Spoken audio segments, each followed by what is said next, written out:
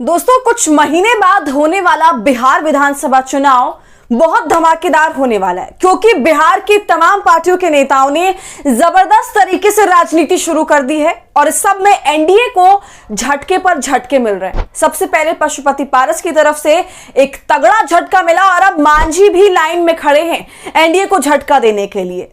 जी हां, pressure politics अब बुरी तरह से स्टार्ट हो गई है बिहार में। तो क्या कुछ हो रहा है और अब कैसे एक के बाद एक शॉक्स भाजपा के लिए जानलेवा साबित होते जा रहे हैं, सब कुछ बताएंगे आपको इस वीडियो में, तो आप हमारे साथ अंत तक बने रहिएगा। नमस्कार, आदाब, आप देख रहे हैं खबर अड्डा और मैं हूं आपके साथ सुम्बुलीरम। दोस्तों, सियासत में किसी की यारी परमानेंट नहीं होती है। सब अपने मुफाद के लिए इधर से उधर और उधर से इधर आते जाते रहते हैं। कोई किसी से रिश्ता नहीं निभाता है। सारा खेल यहां पर स्वार्थ का है और जहां इस स्वार्थ के साथ समझौता होने लगता है वही यारी भी अलग थलग हो जाती है। और बिल्कुल यही खेल इस वक्त बिहार में हो रहा है और जोरों शोरों से हो रहा है। बिहार में एनडीए में कुछ ऐसे ही हालात हैं। चिराग पासवान के चाचा पशुपति पारस ने अंबेडकर जयंती के मौके पर एनडीए का साथ छोड़ दिया। उन्होंने जो बात कही वो बड़ी गंभीर थी। उन्होंने कहा कि हम दलितों की पार्टी हैं, इस वजह से हमारे साथ अन्याय हो रहा है और हम एनडीए से अब अलग हो रहे हैं। पारस ने कहा कि हम बिहार की सभी पार्टियों पर सीटों पर चुनाव लड़ने की तैयारी करेंगे, लेकिन अगर आरजेडी या कांग्रेस की तरफ से सम्मानजनक ऑफर आया तो फिर विचार करेंगे। और अब देखिए दोस्तों, कहानी सिर्फ पशुपति पारस तक नहीं रुकती है, बल्कि इससे आगे बढ़ती और पहुंचती है जीतन राम मांझी तक, जो कि बिहार के पूर्व मुख्यमंत्री और मौजूदा वक्त में नरेंद्र मोदी की सरकार में एमएसएमई मंत्री हैं। दोस्तों, बड़ी खबर यह है कि जीतन राम मांझी के तेवर भी बदल चुके हैं। जीतन राम मांझी ने साफ तौर पर यह कह दिया है कि हमको तो 40 सीटें चुनाव लड़ने के लिए चाहिए, क्योंकि जब 40 सीटें मिलेंगी तब हम 20 पर जीतेंगे और तब हम मुख्यमंत्री पर दबाव बनवाकर अपने लोगों का काम करवा सकते हैं। ऐसे तो मुख्यमंत्री हमारी बात तक नहीं सुनेगा। तो दोस्तों, बिहार की राजनीति अब इस कगार पर आ गई है कि सामने से नेताओं को प्रेशर पॉलिटिक्स करनी पड़ गई है, क्योंकि उनका मानना यह है कि अगर ऐसा हम नहीं करेंगे तो ये हमारी सुनेंगे भी नहीं। और जीतन राम मांझी ऐसा पहली बार नहीं कर रहे हैं, बल्कि पिछले साल से ही उनके कुछ तेवर इसी तरह के देखने को मिल रहे हैं। लेकिन अब जैसे जैसे वक्त चुनाव के पास आता जा रहा है, वैसे वैसे सब अपने पत्ते खोल करके सामने रख रहे हैं। और इसी कड़ी में पशुपति पारस के बाद अब मांझी ने भी अपने पत्ते खोल दिए हैं और साफ सीधा संदेश एनडीए सरकार को दे दिया है कि भाई हमें तो इतनी सीटें चाहिए। इनके अलावा दोस्तों, नाराज बहुत से लोग हैं। फहरिस्त में चिराग से लेकर उपेंद्र कुशवाहा तक के नाम है, लेकिन आज बात चिराग पासवान के चाचा पशुपति पारस की भी कर लेते हैं और सबसे जरूरी बात मांझी साहब की। तो जीतन राम मांझी बिहार के मुख्यमंत्री रहे, नीतीश कुमार ने ही इनको मुख्यमंत्री बनाया था, लेकिन अब जीतन राम मांझी एनडीए का हिस्सा हैं। अब जीतन राम मांझी की अपनी पार्टी है जिसका नाम हम है, और यह पार्टी भी उन्होंने नीतीश के मिले धोखे के बाद ही बनाई थी।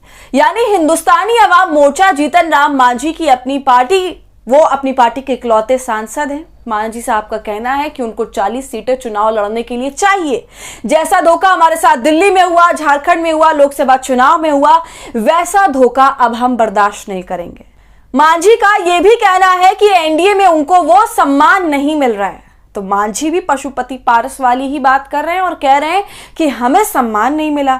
इसके अलावा मांझी ने कुछ कमेटियों का जिक्र किया और उन्होंने ये भी कहा कि इस मसले पर वो जेपी नड्डा से, अमित शाह जी से, मोदी जी से बातचीत करेंगे और साफ तौर पर बता देंगे कि 40 सीटें अगर नहीं मिलेंगी तो बड़ी मुश्किल होगी।